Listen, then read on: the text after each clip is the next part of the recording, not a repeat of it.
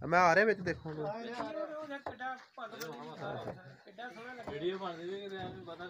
परा वीडियो कि हथ ना दई। अस्सलाम वालेकुम, की हाल चाल ने दोस्तों, ठीक हो? अज असी आए हैं भट्ठे ते। अज असी तुहानू दिखावांगे कि भट्ठे दे उत्ते जिहड़ियां इट्टां पकाई होंदियां ने उन्हां नू पकाई करने वास्ते किस तरह विच लगाया जांदा है ते फिर उस तो बाद की मरहला हुंदा है, वो भी असीं तुहाडे नाल जिहड़ा अगली वीडियो दे विच शेयर करांगे। लेकिन अज असीं तुहानू दिखावांगे कि किस तरह इहदे विच चनाई हुंदी है, उस तो बाद पकाई हुंदी है ते फिर उस तो बाद जाके ते इट्ट इत्थों निकल के ते साडे पिंडां दे विच शहरां दे विच सप्लाई हुंदी है मकान बनाउण वास्ते। तो चलो आओ देखदे आं, बंदे लगे ने, असीं तुहानू दिखाने किस तरह उन्हां दी सैटिंग कर रहे ने।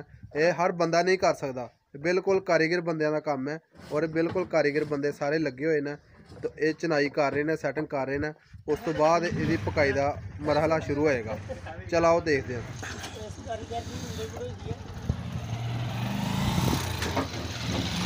जी हाँ दोस्तों, यह देख सकते हो लोडर के उत्ते इट्टां लोड करके लियांदियां गईयां ने।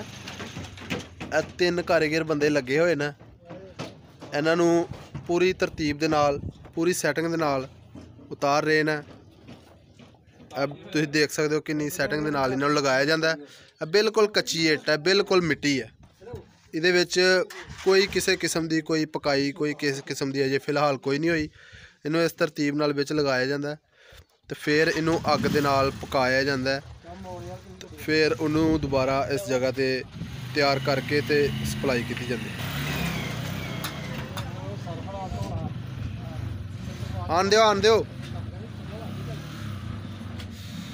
आ गड्डी हुण दोबारा दूसरी साइड तो लगा के इस साइड ते लगेगी, क्योंकि एक साइड तो गड्डी के उत्तों हथ नहीं पहुँचता, दूसरी साइड तो अद्धी एक साइड तो गड्डी उतार के फिर दूसरी साइड लगा के फिर अगे वो वास्ते उतारिया जाता है।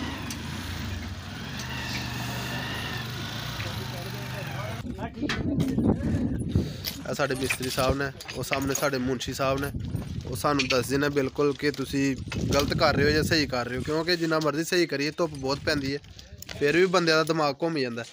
लेकिन साढ़े मुंशी साहब सानू तो इस तरह थल्लों लैके पैरों तो चेक कर सकते जी, ये बिल्कुल भी 1 इंच भी उधर का उधर हो जाए ना तो साढ़े मिस्त्री साहब का कहना है कि अग की सप्लाई अगे क्रॉस नहीं हो सकती है। तुम बिच देख सकते दूर तक तो नज़र आएगा कि इस तरह बिल्कुल एक ही जिहड़ा ना साइज़ दे नाल इनू छड्डिया जांदा है, चेक कर सकते।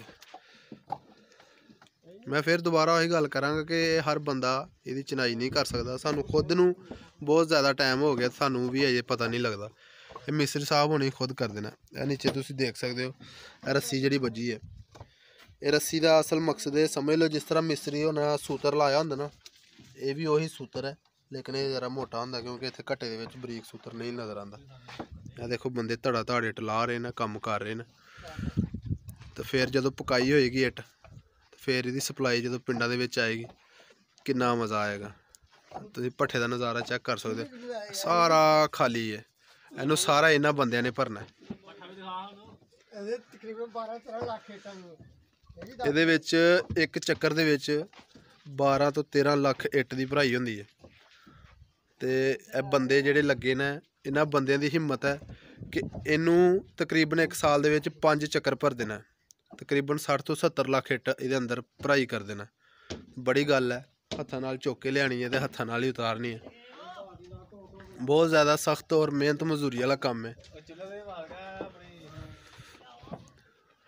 ਚੈੱਕ ਕਰੋ ਜੀ, ਸਾਡਾ ਨਵਾਂ ਕਾਰੀਗਰ ਇੱਕ ਆਇਆ ਸਪੈਸ਼ਲਿਸਟ, ਇਹ ਜਿਹੇ ਪੀਸ ਵੀ ਕਿਤੇ ਕਿਤੇ ਲੱਭਦੇ ਨੇ।